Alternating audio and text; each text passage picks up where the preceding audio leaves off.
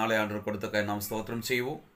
இந்த கால நேரத்தில் ஆவியானவர் நம்மோடு பேசுகிற வேத பகுதி யோவான் சுவிசேஷம் 14ஆம் அதிகாரம் 13ஆம் வசனம். நீங்கள் என் நாமத்தினாலே எதை கேட்பீர்களோ குமாரனில் பிதா மகிமைப்படும்படியாக அதை செய்வேன். க்ளோரி, ஹல்லேலூயா.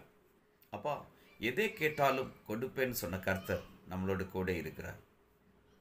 இந்த கால நேரத்தில் தெய்வ பிள்ளையே, அந்த கஷ்டங்களிலே, துக்கத்திலே, வேதனையிலே எந்த காரியத்தில் நீ அதிகமாய் பாரத்தில் இருக்கிறோமோ, வேதனையில் இருக்குமோ, துன்பத்தில் இருக்கிறோமோ, அதிலிருந்தெல்லாம் உன்னை விடுவிக்கும்படிக்க அவர் வருகிறார்.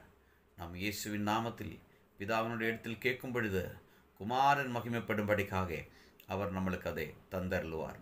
அந்த இயேசுவின் கரத்தில் நம்முடைய காரியங்களை ஒப்பு கொடுத்து நாம் ஜெபிக்கும் பொழுது எல்லா காரியங்களும் வாய்க்க செய்யும். அந்த இயேசுவின் கருத்தில் நம்மளை நம்ம ஒப்பு கொடுப்போம். நல்ல ஆண்டவரை நன்றி செலுத்துகிறோம். இந்த கால நேரத்தில் நினைக்கிற ஒவ்வொரு பிள்ளைகளையும் பிதா குமாரன் பரிசுத்தாவியின் நாமத்தில் ஆசீர்வதித்து ஜெபிக்கிறோம். இயேசுவின் நாமத்தில் பிதாவே, ஆமென்.